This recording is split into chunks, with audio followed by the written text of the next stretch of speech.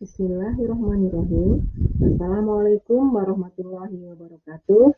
Kita bertemu lagi dengan pelajaran kimia dan kita kali ini akan belajar tentang keseimbangan kimia. Ya, kompetensi dasar yang akan kita pelajari hari ini adalah untuk menjelaskan keseimbangan dan faktor-faktor yang mempengaruhi pergeseran arah keseimbangan dengan melakukan percobaan. Berikutnya, indikator yang akan kita capai, yang pertama adalah menjelaskan keseimbangan dinamis, kemudian menjelaskan keseimbangan homogen dan keseimbangan heterogen, dan yang ketiga nanti adalah menentukan persamaan tetapan keseimbangan reaksi, keseimbangan baik homogen maupun heterogen. Berikutnya, jenis keseimbangan kimia berdasarkan fase zatnya itu ada dua. Yang pertama adalah keseimbangan homogen. Maksudnya di sini adalah dalam keseimbangan itu semua fase zatnya adalah sama. Seperti ini contohnya, semuanya dalam fase gas. Ya. A dalam fase gas ditambah B2 dalam fase gas, tanda seimbang menghasilkan C2 dengan fase gas ditambah B dan fase gas. Sedangkan untuk keseimbangan heterogen adalah keseimbangan di mana fase zatnya itu berbeda-beda. Contohnya ini adalah A dengan fase padat ditambah dengan B dalam fase aqua, tanda seimbang, C dalam fase aqua dan D dalam fase aqua. Seperti halnya dengan contoh yang di bawah juga demikian. Jadi di sini fase atau wujud zat yang berada dalam keseimbangan adalah berbeda-beda. Maka keseimbangan seperti ini disebut sebagai keseimbangan heterogen. Paham? Nah, berikutnya kalau sudah selesai menentukan atau membedakan antara keseimbangan heterogen dan homogen, kita belajar menentukan tetapan keseimbangan. Tetapan keseimbangan di sini adalah konsentrasi zat yang ada di sebelah kanan dibagi dengan konsentrasi zat yang ada di sebelah kiri dengan syarat untuk keseimbangan homogen yaitu fase zatnya semua dalam bentuk gas ya. Karena di sini yang ada di sebelah kanan adalah SO3 ya. Berarti nanti SO3 konsentrasi SO3 dipangkatkan koefisiennya dibagi dengan konsentrasi SO2 dipangkatkan koefisiennya yaitu 2 dan konsentrasi O2 karena di sini koefisiennya 1, angka 1 tidak perlu ditulis ya. Untuk yang keseimbangan heterogen ya, jadi fase zatnya berbeda. Di sini ada padat, ada gas. Maka untuk menentukan rumus KC atau rumus tetapan keseimbangannya, nanti yang dipakai adalah yang dalam fase gas. Karena fase gasnya ada di sebelah kanan, maka rumus KC-nya adalah konsentrasi CO2. Dan di sini angka 1 tidak perlu ditulis. Ya.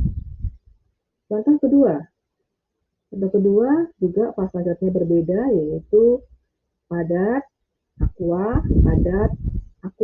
Ya. Untuk keseimbangan seperti ini, maka yang dimasukkan dalam rumus KC adalah yang fasanya aqua. Ya.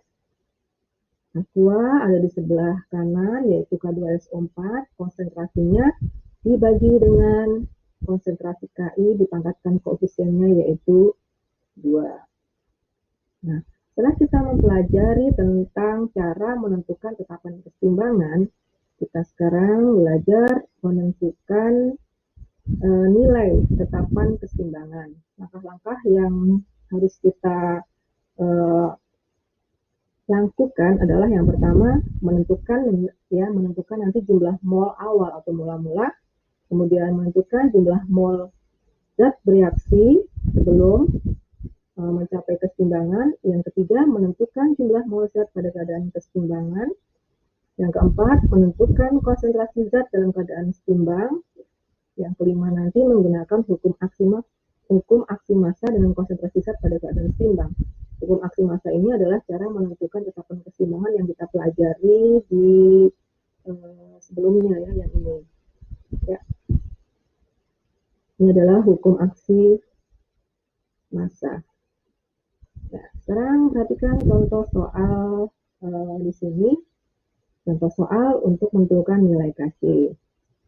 Contoh, dalam wadah bervolume 2 liter terdapat 0,2 mol gas N2, 0,3 mol gas H2, dan 0,2 mol gas NH3 dalam kesetimbangan.